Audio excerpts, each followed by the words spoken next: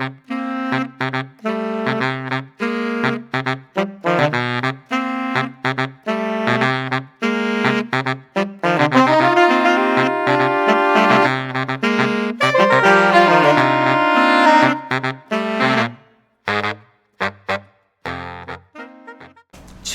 그래서 이제 오늘 1부는 1시간 정도는 주로 이론 쪽입니다. 이론 쪽이고 2부는 이제 우리 실제 사로 전국에서 막 물건 나온 거 요거를 이제 낙찰받아 뭐 되겠나 안 되겠나 따질 겁니다. 그래서 이제 이론 쪽인데 7번부터는 제가 책을 한 100권 샀어요. 사가지고 지금 저기 부원장님 그 책장 위에 책상 위에 뭐 책 이름이 있겠는데 막 뒤집어 지난 거 에어비앤비 뭐 이런 책을 산다고 책장 위에 책상 위에 한번 보세요. 자, 공유 숙박업 추천 책자 1권에다 1권이죠. 자, 최영경, 이동규 공주입니다. 이게 공주, 두 사람이서 공주 산업연구원에서 나온 건데 2018년도에 나온 겁니다. 자, 한번 보겠습니다. 방가로 1번. 숙박업이란 손님이 자고 머물 수 있는 시설, 설비, 또 다른 것도 좀 있겠는데 그게 막, 그거 다 보세요. 숙박업이란 손님이 잠을 자고 머물 수 있도록 시설, 설비, 서비스를 제공하는 영업이다. 공중위생관리법. 그래서 숙박하는 것은요, 예로 상업지역이다 하면은 상업지역은 에어비앤비 얼마나 됩니다. 상업지역은 숙박하는 데는 문제가 없는데 오늘 하는 거는 주택지인데 숙박하면 원래 됩니까 안 됩니까? 주택지인데 될까 안 될까? 주택지 원래 숙박은 돈은 안 되죠. 안 되는데 국가에서 워낙 외국인들 많이 들어오고 하니까 이게 방이 모자라고 이러니까 비싸고 또 외국인들은 한국에 뭐 모텔을 모르잖아요. 그죠? 모르고 주로 뭐 봅니까? 한국 가기 전에 에어비앤비에서 검색합니다. 서울이나 부산이나 뭐 그죠?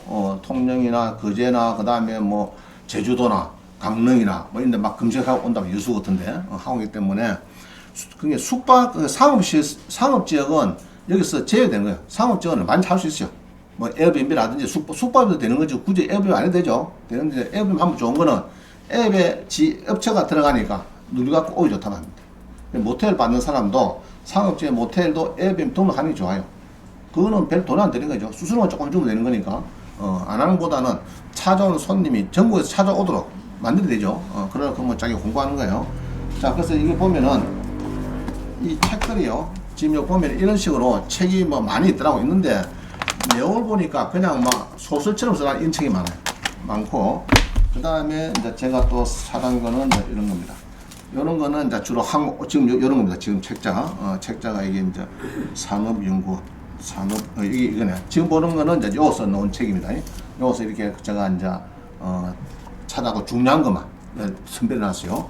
해놨고 그 다음에 이렇게 해서 이제 구청에 강남구청에 연락해서 자료 받은 거, 그죠? 받은 거, 그 다음에 각 그 여러 군데 가평군 뭐 이런 데도 이제 연락해서 받은 거, 막 이런 겁니다. 자, 그래서 이제 조금 보겠습니다. 조금 알아야 되니까 여러분들이 이해를 조금 해야 돼요. 7번입니다. 7번. 이제 숙박업이라는 이제 원래 상업에서 모텔 이런 거들요. 모텔은 대강 알죠. 그런데 가운데 보면은 자, 가가 일반 있고 생활 숙박 이게 뭐가 틀립니까? 이거는 치사. 자, 우리 일반은 치사가 된다 안 된다? 안 된다. 생활 숙박은 된다. 치사가 됩니다. 자, 우리 모텔에 자, 여러분들 모텔에 가보면 싱크대 있으면 좀 이상하잖아요. 그런데 이제 이게 국가에서 옛날에 전세난이 심하고 할 때 한 12년 전에 생활 숙박해갖고 모텔을 안에 싱크대로 넣도록 허용을 했습니다. 그럼 싱크대 넣을 때는 모텔이 조건이 창문이 있고 그 다음에 그 목욕장이 있고 두 개가 필수 있어야 됩니다. 있어야 되는데 이 생활 숙박 시설은 그 상업지역하고 준주거시설만 지금 되고 있습니다. 지사시설 넣고 되는데 요거는 별도로 또 설명을 드리겠습니다. 그래서 생활 숙박시설을 항상 많아요. 예를 들면 이런 겁니다. 우리가 이제 옥션원 가서 자, 화면 한번 보세요. 옥션원 가서 이 모텔을 찾습니다. 모텔을 찾으면은 자, 모텔 검색을 하면 되죠. 모텔 경매 검색해서 물건 종류에 뭡니까? 숙박시설. 그죠? 숙박이네요. 숙박시설을 검색하니까 전국에 지금 167개 모텔이 지금 나왔습니다. 그죠? 많이 나오죠? 이게 보기에는 많이 나왔습니다. 그래서 예로 한 두 번 유찰되고 최저가가 예로 한 1억에서 한 10억쯤 되는 거, 그죠? 한 5억쯤 되는 거, 예로 요것만 검색하니까 167건 중에서 24개 났어. 24개. 그러면 이제 예로 이런 겁니다. 서귀포에 12억이 4억인데 모텔 요런 거는 생활 숙박 되느냐 할 때는 뭘 찾는다 하면은 자, 요거 있죠. 요거 있죠. 요거. 일반 상업지역이죠. 상업지역하고 준주거 지역은 됩니다. 그러면 요거는 장사가 안 돼도 여기에다가 이제 싱크대 넣어 가지고 여러분들이 이제 원룸 만들 수 있어요. 임대를 합법적으로 할 수 있습니다. 싱크대 넣고. 그죠? 싱크대 넣고 여러분들이 이제 할 수 있다. 이 말입니다. 자, 요건 조금 이제 뭐 그렇고 하여튼 요 보면은 전주시에 숙박시설이 있고 전주 한번 볼까요? 전주도 되는가? 전주에.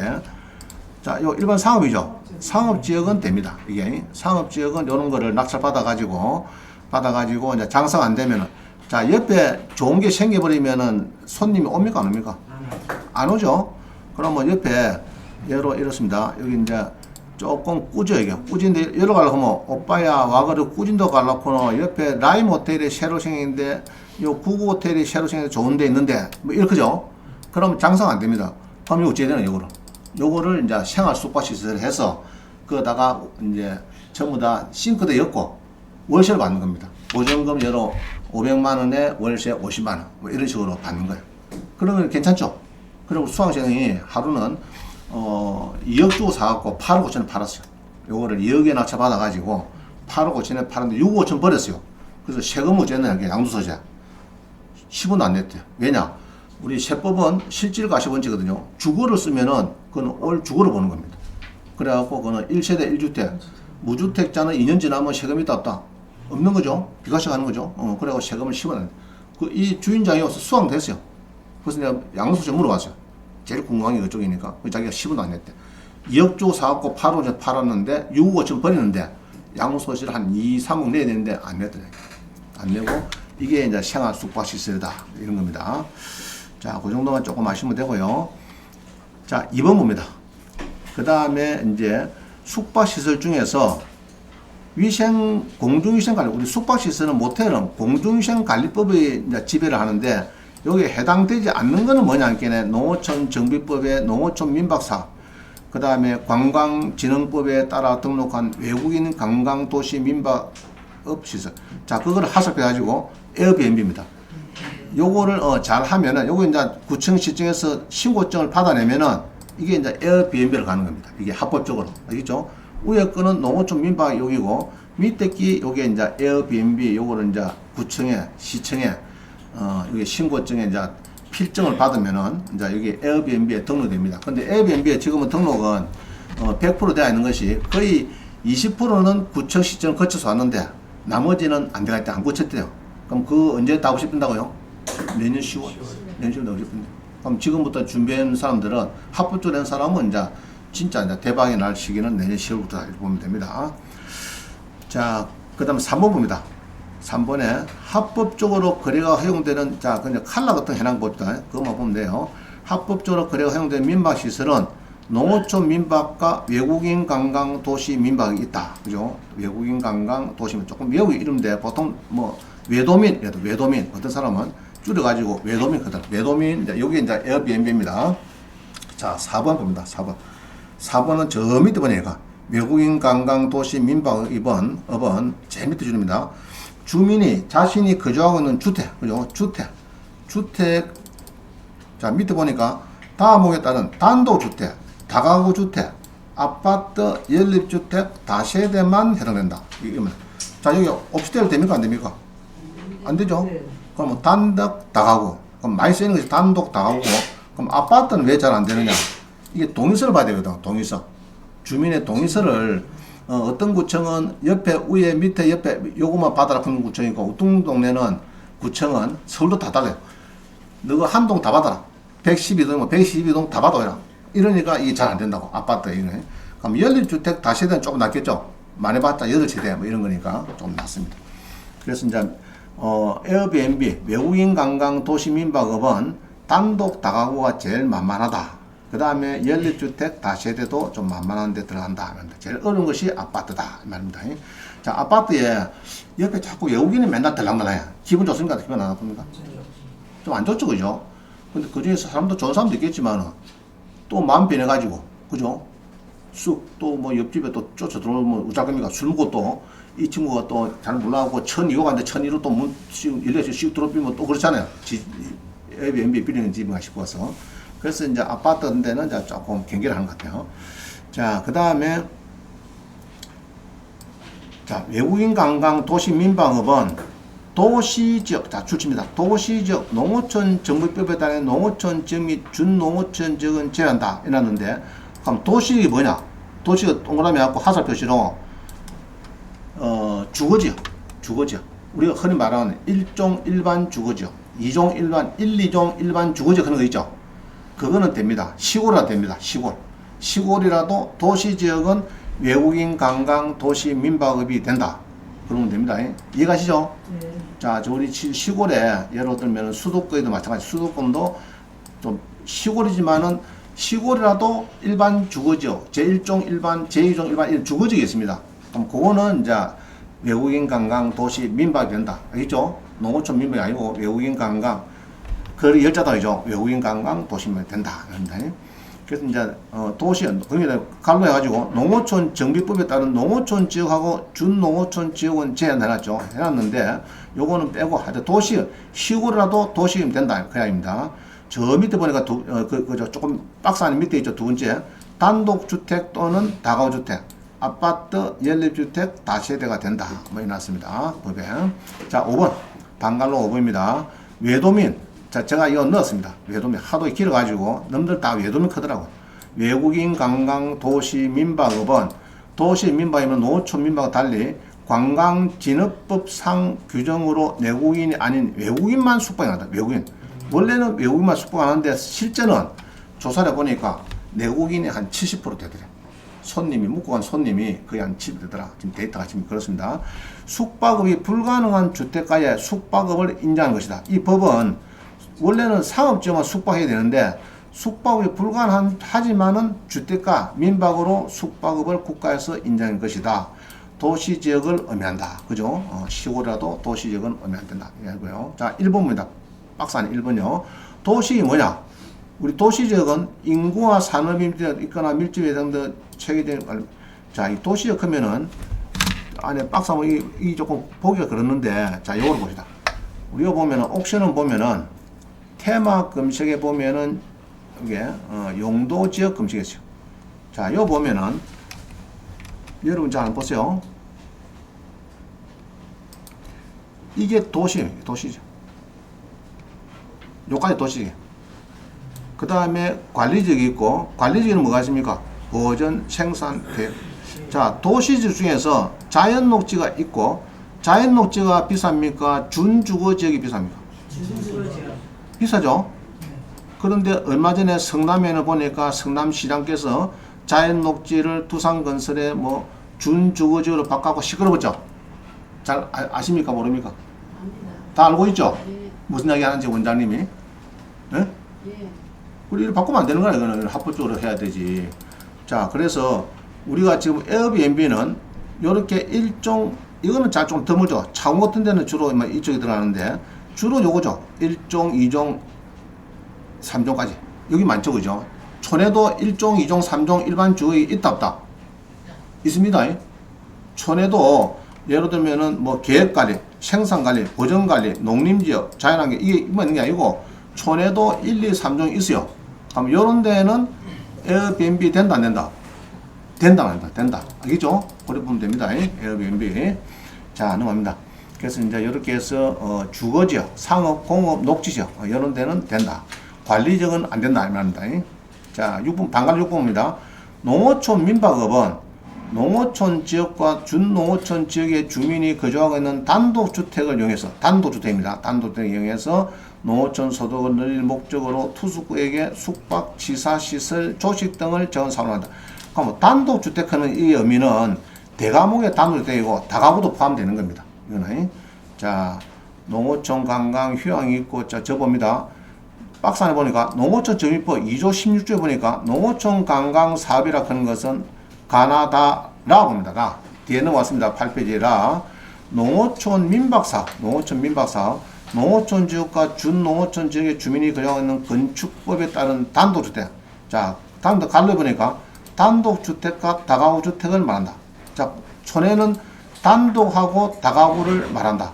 아시겠죠? 그러면 촌에는 지금 연립이나 다세대 됩니까? 안 됩니까? 농어촌 민박 사업에 안 되죠? 안 되죠? 이거 보니까 써놨죠? 농어촌 민박 사업은 단독주택을 이용해서 숙박, 취사, 시설, 조식을 해주는 사업이다. 자, 그래서 여기 농어촌 민박 사업은 다세대하고 연립하고 빌라는 지금 여기서 빠져 있습니다. 공동주택은 빠져 있었어요. 자, 그렇게 하면 되겠고요. 자, 그 다음에 민박을 하려고 하면 신고를 한다. 당연히 신고해야 되겠죠. 신고해서 신고 필증을 받아야 한다. 요거 나중에 우리 수강생이 받은 게 있더라고. 저기 뒤에 있는 뒤에 설명을 뒤에 하면 되는데, 잠깐만 보면은 농어촌 민박 사업에서 수강생이 하나 받은 것이 거제해본견에 하나 있더라고. 그제. 자, 여기 있네. 거제해 보니까 자, 이런 겁니다. 뭡니까 이거? 농어촌 민박 사업자 신고 필증 거제시장 이렇게 받아야 이게 농어촌을 하고 민박이 되는 겁니다. 알겠죠? 그럼 이렇게 받는다. 농어촌 민박 사업자 사고 신고 필증. 여기 이제 농어촌 민박 사업 하는 거고, 그 다음에 이제 에어비앤비 하려고 하면은 구청에서 뭘 하나 받아야 되는데 뭐를 받느냐? 그거는 어디 있는데 내가 또 찾기가 그렇네. 구청에서 이제 그것도 뭐 증이 있더라고. 구청에서 받는 건 뭐 영어하고 한글 쓰는 거. 그건 좀 이따가 보여드리겠습니다. 자, 다시 또 앞으로 갑니다.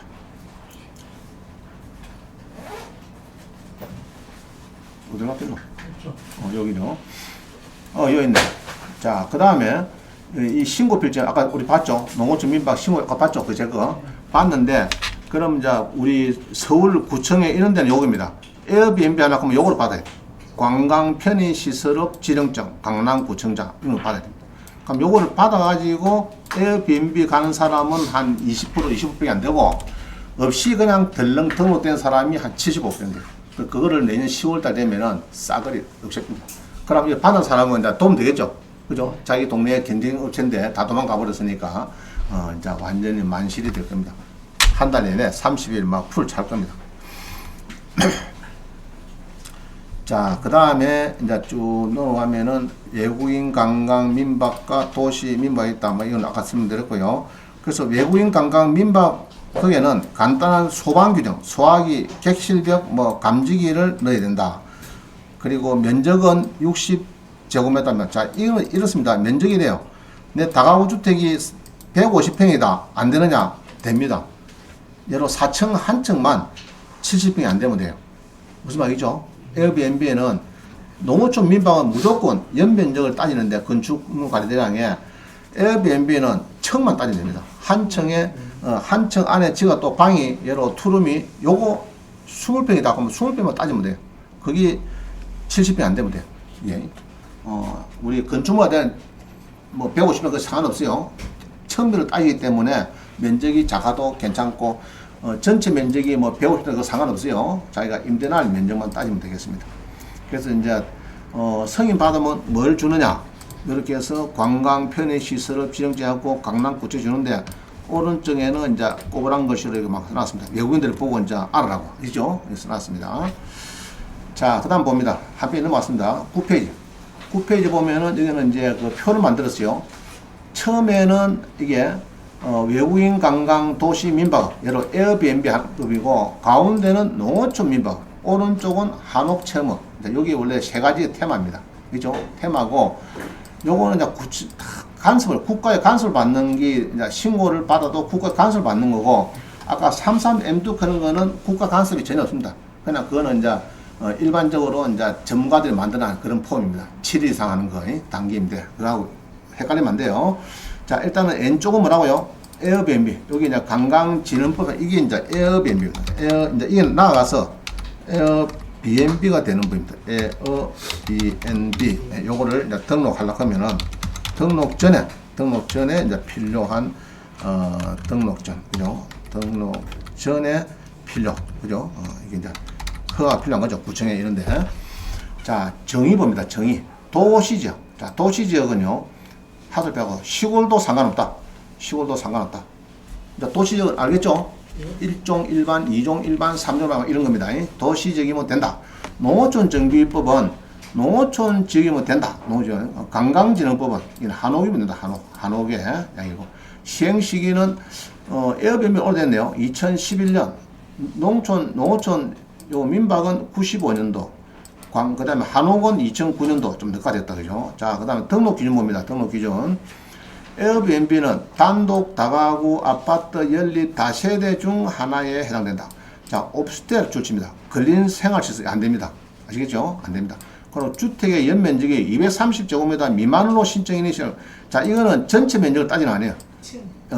빌리는 면적, 빌려주는 그 등록 신청하는 면적, 그거를 따지는 거고.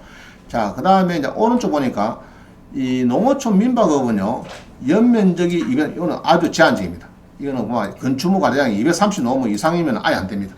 아예 안 돼요. 요거는. 자, 저 밑에 보니까 농어촌 지역 주민이 직접 거주하는 연면적 230제곱미터 70평 미만의 단독 또는 다가구 주택 한 개 동만 된다. 그럼 요 본게는 농어촌 민박은 뭐 아까처럼 뭡니까? 옵스텔 그 다음에 뭐 연립 다세대 이런 건 안 된다. 그죠? 안 됩니다. 보니까 안 돼요. 정확한 기준이 그렇으니까. 자, 그 다음에 넘어갑니다. 밑에 시설 기준. 단독 다가구 아파트 연립 다세대가 에어비앤비 되는데, 그 다음에 농어촌은 단독 다가구만 되고 한옥은 한옥만 된다 말이죠. 공중위생법 신고 의무 소득 금액 합계가 2천만원 이하면은 비과세다. 그러니까 이제 농어촌 민박 사업은 2천만원 이하 벌면은 비과세로 간다. 맞네요. 외국인이 한정하느냐? 자, 동그라미 하나밖에 없어요. 에어비앤비는 외국인이죠.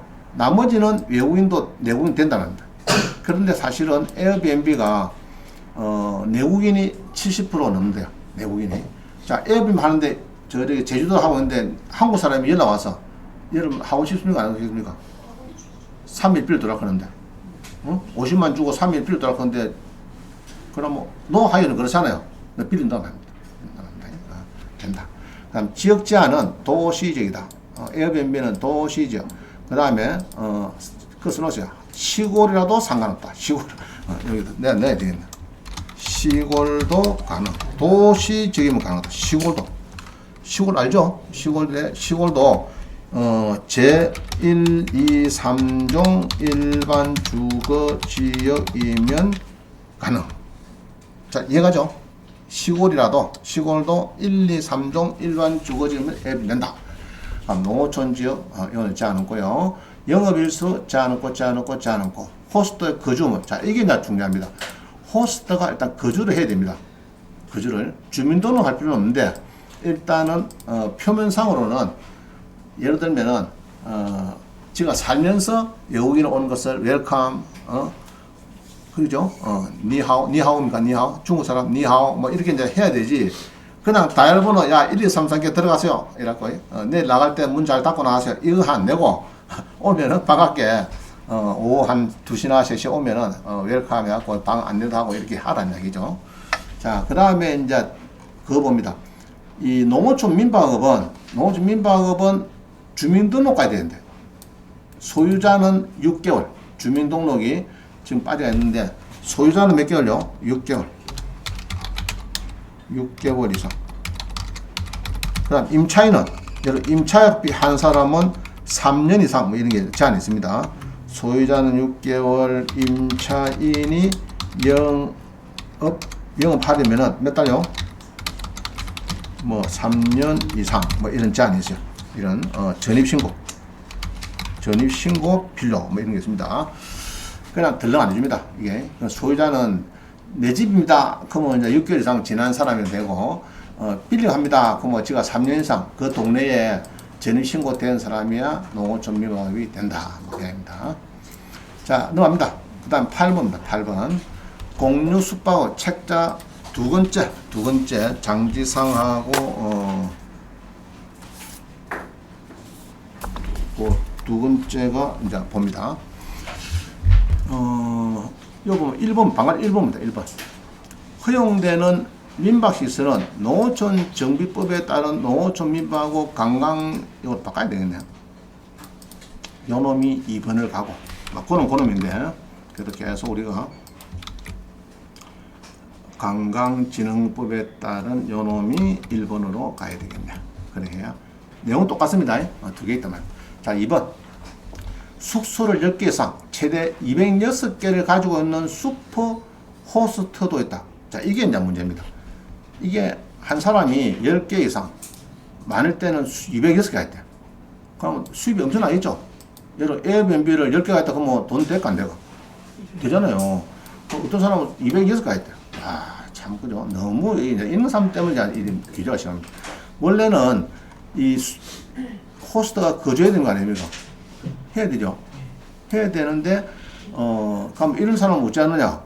아마 내가 볼 때는 법인을 만들어가지고 알바를 이렇게 이제 막 전입신고를 해가지고 막 일하는 것 같아. 내 느낌에. 숙박수도 있다. 그 다음에 단기 숙박 임대가 상당 부분 불법으로 운영되어 있다는 추정이 가능하다. 그 이제 이 에어비앤비는 이 거의 70% 이상이 불법이다. 불법. 이제는. 정부에서 이거를 손을 대려해도 이게 워낙 막 이제 이 강대하니까 조금 아직 안 되는. 내년 10월 되면 이제 진짜 된대요. 완전히 정상식. 에어비앤비 등록한 숙소 유형 중에 스튜디오는 옵스텔이나 고시원, 룸룸 등에 해당할 가능성이 크고 이는 단기 임대에 확대하는 주택입니다. 자, 넘어갑니다. 그 다음에 3번 세금을 납부한다. 에어비앤비하고 돈 벌면 세금을 내면 안 됩니까? 내야 되는데 이게 이제 안 내는 게 많더라. 그래서 옛날에 세무조사 막 들어가고 그랬어요. 너가 보기에 1년 내내 뭐 풀 찾는데 우리 세금이 안 들어오노? 이게 너가 낸 게 없노? 내 인양입니다. 세금을 좀 알아서 내야 되겠다. 그래. 그 다음에 이번에 보니까 주택가 소음으로 인한 주민의 삶 질이 저하되는 문제다. 그게 자꾸 이제 외국인 들어가지고 조용히 가는 사람도 있겠지만 또 엊그제 있었죠. 누가 뭐 외국인 와갖고 뭐 소녀상에 뭐 뽀뽀하고 짜고 또 뭐 그죠? 또 저 CU나 가가지고 라면 그 뭐 끓인 거 먹다가 실 던지고 뭐 안에 면을 막 면바르고 막 땅콩에 난리 났죠. 그런 이제 이런 사람들이 있기 때문에 욕을 듣는 겁니다. 그 사람들. 자, 부동산 가격이 상승이 유발된다. 서울 내 에어비앤비 등록업체 약 50%가량이 옵스텔로 추정되는데 옵스텔은 불법이나 역세권 등에 위치하여 입지 우위가 경우가 많아서 인기 있는 숙박지다. 교통이 필요한 곳에 단기 임대, 숙박 임대 공급이 늘면서 주변의 주택 가격을 상승시키고 있다. 그래서 내년에 이제 그 에어비앤비 옵스텔을 등록을 제외시켜버리면은 옵스텔 가격이 내년 10월달 되면 올라간다 내려간다? 내려간다 봐야 됩니다. 그래서 옵스텔은 여러분들이 좀 조심해야 됩니다. 그죠? 조심해야 돼요. 일단 사는 것도 옵스텔은 대원칙이 안 산다. 제가 볼 때 우리 수강생들은 대원칙 안 사는데 그 언제 사느냐? 50% 떨어지면 산다. 무슨 말이죠? 50% 떨어지면 53% 산다. 막 그 정도 개념가 있는 거지. 일단은 옵스텔은 잘 안 산다. 우리 입장에서는. 자, 4번. 2016년 말 중국의 한영 이후에 외국인 관광이 급감되고 지금은 또 어제 본 게네 중국에서 비자를 뭐 풀었다 그러더라고요. 한국인에 대해서. 그죠? 15일간은 무비자로 막 바로 들랑달랑 이제 앞으로 장가에 가도 그냥 막 바로 갔다 오면 돼. 장가에 뭐 저는 작년에 그 어디 갔노? 화산, 숭산, 운대산 세 개 산을 중국에 갔다 왔습니다. 비자 다 갔거든요. 지금은 이제 앞으로 15일 동안은 이제 무제한으로 이제 하여튼 비자 없이 중국에 막 달랑달랑 할 수 있다. 그런 얘기입니다. 이제 막 중국 사람들이 많을 것 같아요. 왜냐하면 이제 시진핑하고 지금 김정은하고 관계가 별로 안 좋거든요. 지금 그죠? 안 좋으니까 이제 한국에 대해서는 상당히 이제 우호적으로 좀 하고 있는 것 같습니다. 자, 5번 숙박시설 공급자에게는 이게 플랫폼 요거는 에어비앤비 플랫폼은 숙박시설 공급자에게는 수수료가 낮고 거래대금 지급이 단순하고 신속한 숙박 공유 플랫폼인 에어비앤비를 선호하더라. 그래서 에어비앤비 많이 하는 이유는 수수료가 낮고 지급이 단순하고 그죠? 신속한 이 공유가 되기 때문에 에어비앤비를 많이 한다. 자, 6번 우리나라의 경우도 숙박 공유 시장이 성장하면서 종합 숙소 관리 시스템에는 핸디즈가 있다. 핸디즈. 자, 7번 숙박 관련 신고를 하지 않는 불법령이 많다. 지금 여기 이제 문제입니다. 불법령이 이제 전국에 한 70%막 얘기하는가 봐요. 8번 숙박 공유자는 이보다는 약한 규정을 적용받을 것이므로 제한적으로 허용한다. 그죠? 대 반해서 숙박 공유자, 모텔에 비해서 숙박 공유자는 약한 규정을 적용받을 것이므로 제한적으로 허용된다. 그 너무 숙박업소한테 불구하고 너무 이제 에어비앤비가 활성화된 그것도 좀 문제죠. 그럼 기존 모텔 가는 사람들은 호텔 가는 사람들 다 중소를 하잖아요. 그것도 이제 서로 쌍방에 해가지고 같이 좀 사는 방향이 됐다. 자, 9번 외국인 관광 도시 숙박 에어비앤비 하려고 하면 이거죠. 외도민은 내국인에 대할 수 없으나 시장에서는 거래되고 있는 실정에서 수요자가 업종을 구분하기에는 한계가 있다. 그래서 이게 이제 이 내국인을 원래는 근데 내국인 규제가 세계적으로 대한민국밖에 없대요. 에어비앤비 뭐 풀어야 됩니다. 풀라고 한 게는 또 뭐합니까? 내국인도 서울이고 부산이고 무조건 다 풀겠다는 게는 숙박업소도 난리죠.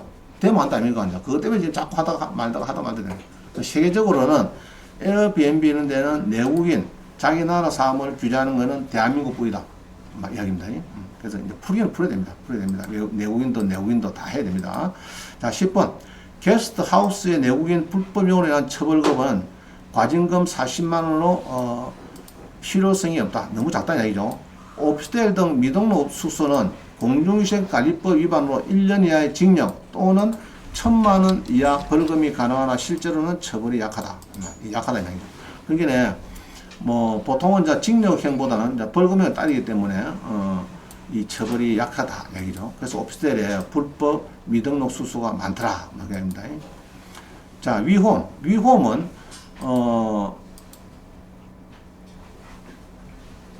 국내 숙박 공유 거래 프로그램 코자자는 한옥 체험에 들어갔다. 한옥 체험에 하고 있다. 자, 그 다음에 이 위홈은 이제 내국인, 외국인 요거는 다 됩니다. 다 되고 현재는 서울, 부산만 지금 연결이 되고 있습니다. 내국인까지. 자, 12번 에어비앤비에서 호스트는 뭡니까? 게스트는 뭡니까? 호스트는 집주인, 게스트는 손님이죠. 손님으로 표시한다. 에어비앤비 등록 수수가 2014년 8월달에 등록된 수수는 1,700개에서 2018년 6만 개로 35배 증가해서 에어비앤비 등록 수수 규모는 과거 약 4년간 급증했다. 그러니까 에어비앤비가 2014년도 1,700개에서 4년 만에 6만 876개 많이 되죠.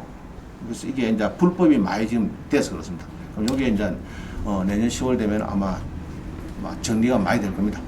한 70~80%는 정리가 될 거예요. 그 다음에 2개의 숙소와 3개 이상 숙소를 등록한 호스트 아이디 수가 꾸준히 증가한 추세를 알고 있다.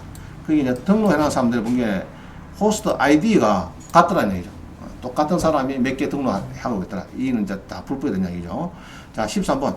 다숙소 등록자 수가 증가한 이유는 다숙소 등록자는 순수 숙박 공유자가 아니거나 현행법이 허용하는 미만 아닐 가능성이 많다. 그게 이제 한 사람이 여러 개 등록하는 거는 그거는 허용하는 민박 사업자 아닐 가능성이 많고 순수 숙박 공유라면은 현행법 하에서는 등록자의 거주지에서 이루어져야 하므로 2개 이상의 숙소를 대할 수가 없고 숙박 프로그램에서 일반 숙박 사업자의 참여를 해야 하므로 그게 에어비앤비 여러 개 숙소 등록 호스트 아이디는 상당히 증가하고 있고 2018년 기준으로 가장 많은 호스트 아이디는 206개.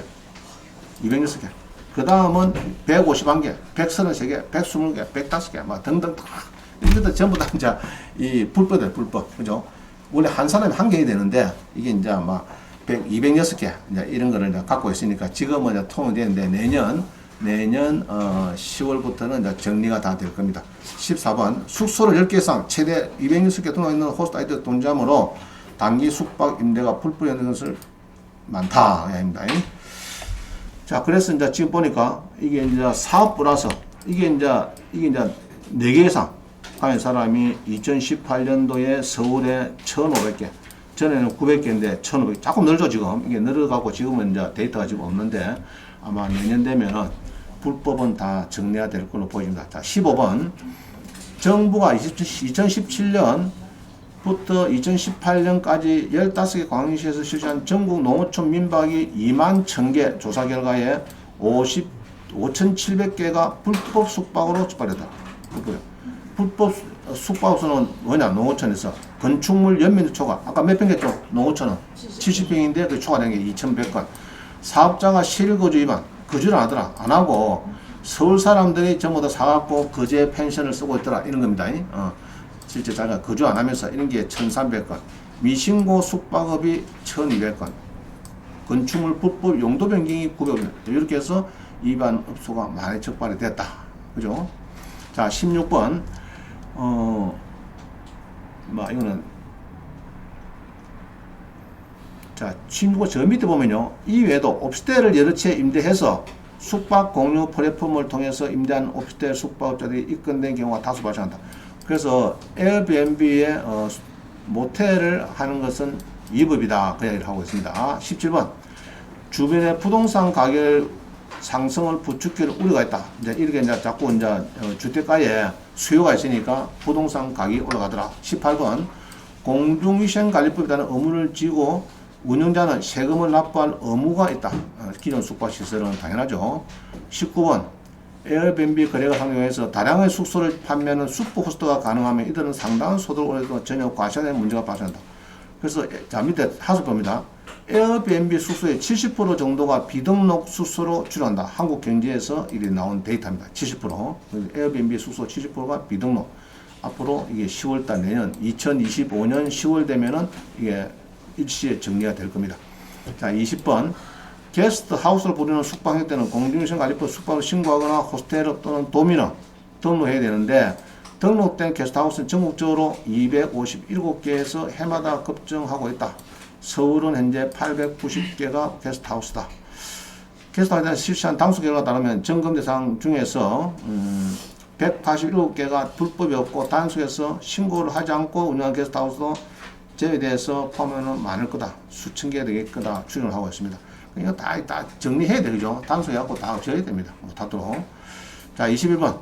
원칙적으로 주택가에서 숙박할 수 없으나 이를 완화한 것이 외국인 숙박 에어비앤비이고 에어비앤비를 하더라도 주거용 오피스텔이나 원룸은 영업이 불가능한 주택이다. 원룸 안 됩니다. 자, 에어비앤비는 주거용 오피스텔 된다 안 된다? 안 됩니다. 원룸 안 됩니다. 방 하나 있는 안 돼요. 거실 큰 거 하나 있고 방이 큰 거 들어가 안 됩니다. 두 개라야 이제 하나는 네가 써라. 외국인은 쓰고 하나 내가 써. 이래 돼야지. 원룸은 안 된다. 그래서 보통 투룸 다 가지고 있죠. 여러분들 집들은 웬만하면 에어비앤비가 등록이 됩니다. 몰라서 그렇지. 등록한 절차는 좀 이따 설명드릴게요. 자, 서울 지역 내 에어비앤비 등록업체 약 50%가 오피스텔을 추정한다. 이게 이제 이 문제입니다. 그죠? 50%. 오피스텔을 소유해서 임대사업하는 경우와 불법 숙박하는 경우와 구별이 좀 어렵지만은 이제 내년 10월 되면은 이제 완전히 에어비앤비 홈에서 앱입니다. 홈페이지에서 빼버리니까 된다. 22번. 관광지 세건을 중심으로 오피스텔의 상당 프리미엄 수요가 증가한 것을 알 수 있고 이러한 수요 증가가 부동산 가격을 상승했다. 그죠? 자, 23번. 국세청의 펜션 게스트하우스는 2014년 4,700개 대비 4년간에 4,100개로 많이 증가가 됐다. 펜션 게스트하우스가 많이 됐습니다. 자, 24번. 에어비앤비 거래 수수료 3%에 비해서 다른 채널은 15% 이상, 부킹닷컴, 아고다 15% 등등. 에어비앤비는 숙박 체크인 후 24시간 내 숙박료 입금되나 다른 채널은 청구 과정도 까다롭고 시간이 일주일 걸린다. 그래서 에어비앤비를 많이 쓰는 이유가 에어비앤비 수수료 몇 프로요? 3%. 3%니까 많이 쓴다. 전 세계에서. 25번, 26번, 27번, 28번에 보니까 주거지 전체에 대여나 대여만을 목적으로 주택을 임대하거나 소유하는 것을 허용하지 않아야 된다. 그래서 주거지 전체를 1, 2, 3층인데 전부 다 막 에어비앤비 한다. 그건 안 된다. 이죠. 허용 안 해야 된다. 자, 30번. 자, 넘어왔습니다. 한 페이지 넘어왔어요. 30번. 현행법에서 게스트하우스의 내구인 숙박이 허용되는 유일한 예외규정은 도시재생법에 따른 마을기업에 한정되어 있다. 군산 원도심 지역 게스트하우스 협동조합 전국 1호 사례고 되었고요. 자, 31번. 현재 공연하게 이루어지고 있는 오피스텔, 고시원, 원룸 등을 활용해서 여행자에게 판매한 행위는 불법이다. 오피스텔, 고시원, 원룸의 에어비앤비는 불법이다. 이 말이죠. 주택을 하더라도 외국인 관광도시 민박업이나 농어촌 민박업 등으로 신고하지 않고 영업하는 행위는 모두 불법이다. 주택을 하더라도 에어비앤비, 농어촌 민박 신고하지 않고 하는 것은 불법이다. 촌에서 그냥 민박 싸고 돈 받는 것은 불법이다. 그죠? 시청이나 군청에는 다 근데 허가를 받아야 된다. 자, 마지막에 게스트하우스의 내국인 불법 영업으로 인한 처벌은 과징금 40만 원, 사업자의 불법 건지 실효성이 낮다. 오피스텔 등 미등록 숙소는 공유시의 관리법 위반이 되기 때문에 1년 이하의 징역 또는 1,000만 원의 벌금이나 실제로는 처벌이 약한 폐기다. 나왔습니다. 자, 9번 봅니다. 이제 책자 3권입니다. 자, 뭐 나머지 넘어가겠습니다. 자, 3번에 뒤로 넘어왔어요. 뒤에 위홈에 등록한 업체는 2020년에 192개에서 2022년 508개로 빠른. 자, 위홈은 하사 표시로 내국인, 외국인 됩니다. 서울, 부산만 현재 돼요. 현재는 서울, 부산에 내국인까지 됩니다. 위홈이 여기에 등록하면은 내국인 플러스 외국인이 됩니다. 에어비앤비는 내국인 안 되는데 위홈만 서울, 부산만 현재 되고 있습니다. 미국 LA에서 1년에 6개월 이상 소유자가 거주하고 있는 실질 경우에 허용된다. 그 다음에 프랑스 파리 넘어가고요. 그 다음에 국내여행의 공유 숙박용이 69.5%, 국내여행에서 공유 숙박용이 70%. 많죠. 해외여행에서는 우리 한국인들이 한 30% 정도 에어비앤비를 쓰는 걸로 보여진다. 그렇게 하고 있습니다. 그 다음에 등록업체 수, 그죠? 호스트업체 보면은 2020년 192개에서 500년을 빠르게 증가하고 있고, 등록 호스트 업체한 객실 수는 좀 줄고 있다. 그래서 이제 상당히 이제 증가하고 있다는 얘기죠. 하고 있다. 호스트 업체. 업체가 예약 건수는 매년 증가하고 있고, 숙박 일수는 4박 정도로 감소하는 추세다. 그죠? 보면은. 에어비앤비 시한 공유 숙박의 성장은 호텔 산업으로 지역 경제에 이바지하는 측면이 크다. 그래서 일단 국가적인 측면에서 보면은 크다. 왜냐면 사람이 많이 오니까, 그죠? 오고 숙박이 되니까 많이 옵니다. 특히 우리나라 뭐 K문화 해가지고 동남아에서 엄청 오죠. 제가 뭐 남미고 어디 가보니까 한국인 그 먹고 막 사진 찍잖아요, 사진. 그죠? 사진 찍었다, 같이 좀 찍었더라고. 이런 게 많습니다. 가보니까 일본 사람도 안 오더라고요. 일본 사람도 잘 없어요. 일본 사람도 여건이 한 17%, 전 국민의 여권 발급의 17%, 은하는 70%. 한국 사람들이 지금 막 엄청 나가는 거죠. 외국 나와보면은 일본 사람은 잘 안 보여. 뭐 조금 하나 삐고 뭐 잘 안 보여. 근데 한국 사람은 화장실에 가면 한국 놈이고, 여기 와도 식당 가도 한국 놈이고, 뭐 엄청 많아요. 이게. 한국 놈고 봤는데 한국님이고, 그죠? 한국님이 다 계시고. 참 많아요. 자, 10번입니다, 10번. 책자 3권, 4권째. 자, 그래서 쭉 보면은 내용은 자 비슷한데, 요건 이제 정리를 하기 위해서 난 거, 여러분들 조용할 때 한번 보세요. 전정기법, 특별법, 이런 법에 의해서 이제 하는 거다. 자, 넘어왔습니다.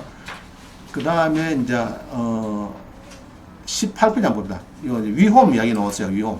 현재 내국인의 도심 공유 숙박은 규제 샌드박스를 통해서 위홈에 대해서만 한시적으로 허용됐다. 내국인.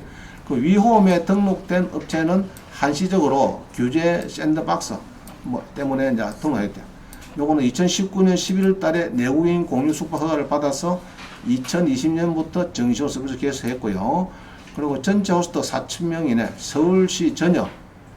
지금은 이제 서울 부산시입니다. 서울시 부산시 전역이고, 서울시 부산시 전역만 현재 되고 있습니다.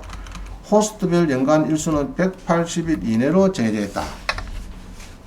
규제 샌드박스 참여 중인 공유 숙박업체 위홈은 영어로 위홈이죠. 위홈은 영어로 읽습니다. 아까 봤죠, 그죠? WEHOME 뭐 이거죠. 위홈은 사업 대상 지역을 서울 써놨네요, 그죠? 서울에서 경기, 부산, 경기도 들어가나? 서울에서 경기, 부산으로 확대하고, 경기도 들어가는가 봐요. 서울, 부산만 근데 서울에서 경기, 부산으로 확대하고 연간 180일 영업 제한 해제. 이거를 대상을 확대더라. 180일 영업도 요거를 해제를 시켜달라. 그리고 숙소 면적 70평 이것도 폐지해달라. 4,000명에서 1만 명으로 정원을 해달라. 이렇게 이제 이 정원이네, 그죠? 정원입니다. 지금은 서울, 부산만 대구는 하고 있습니다. 서울, 부산만. 위홈 그런 거 있죠. 위홈은 에어비앤비 달라가지고 내국인이 됩니다. 내국인이 외국인 다 되는 겁니다. 자, 11번. 국회에서 숙박업 입법 논의. 우리나라는 관광진흥법에 이제 이렇게 관광, 농어촌, 민박, 한옥을 하고 있다. 그 다음에 한국에서는 옵스텔, 아파트, 주택은 건축법상 할 수 없는 건물이다.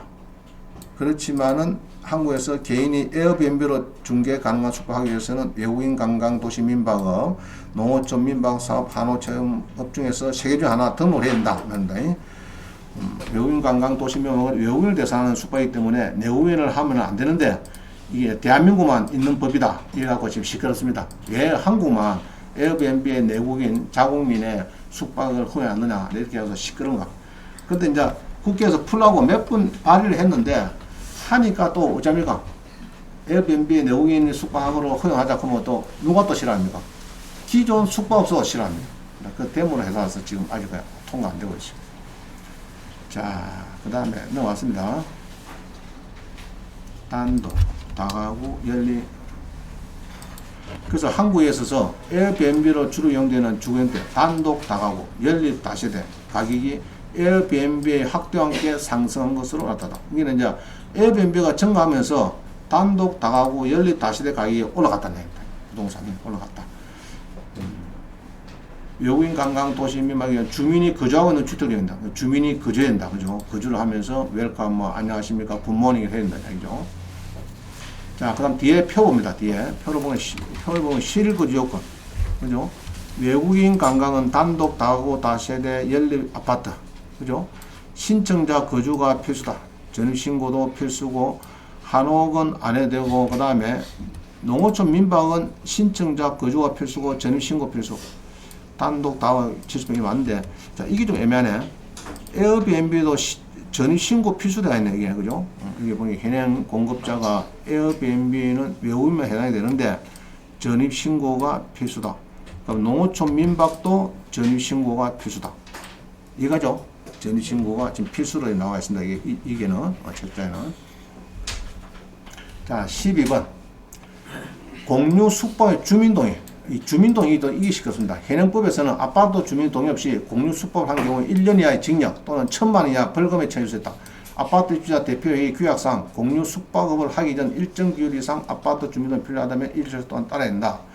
그래서 이제 그 규약에 보면요, 공동주택관리법 35조에 보면은 이제 공동주택을 사업계획에 따른 용도 외에 용도로 한다. 이게 이제 주민이 주거해야 되는데 숙박업을 하자니까 요거는 이제 공동주택관리법 규약에 위반이다 이 얘기죠. 그래서 아파트는 이제 동의를 해야 되는데 그게 조금 어렵다. 아파트가 잘 안 되는 것 같아요. 아파트가. 자, 13번 공유 숙박 중개 사업자 의무 부과돼서 제도화되면서 호스트는 2개 이상 주택의 공유숙박이 없을 것이다. 앞으로. 이제 그래서 2019년 에어비앤비 다중수소 등록 호스트에서 1개 숙소를 등록한 호스트 비용이 60%이고 40%가 2개 이상의 숙소를 등록 나타났다. 이는 에어비앤비가 호스트 사업자 인정 요구와 등록 가능 숙소 수에 제한 두지 않는 점에서 한 사람이 여러 개 호스트 아이디를 가지고 다수 숙소를 할 수 있기 때문이다. 또한 서울 지역 하나의 호스트의 아이디가 100개 이상 숙소를 등록하는 호스트가 관찰되는데 수십 개에서 수백 개의 숙소를 임대하는 호스트는 개인보다는 기업형 사업자일 가능성이 크게 보인다. 불법 문제를 해결하기 위해서 공유 숙박 호스트의 경우에는 등록번호를 숙박 중개 사이트 게시하도록 함으로써 여러 개의 집에서 임대를 드리는 것을 방지하고 하는 것이 필요하다. 집행 이행을 위한 법적인 규제가 필요하다. 그래서 이게 이제 정부에서 이제 내년 10월 때 되면 이제 대대적으로 단속을 이제 하겠다 그렇게 발표됐어요. 자, 14번 실거주 요건. 실거주 요건. 원래는 호스트는 2개 이상의 주택에서 방이죠. 방에서 주택에서 공유 숙박을 할 수 없도록 된다. 2개 이상 안 된다 얘기죠. 공유 숙박은 거주자가 자기 남는 방을 활용해서 소득을 올리기 때문에 주거지 전체 대여나 대여만을 목적으로 주택을 임대하거나 수행하는 것을 허용하지 않아야 된다. 자, 15번 공유 숙박 제도 도입을 위한 중개 사업자의 부가 의무. 부가 의무. 그래서 요거를 이제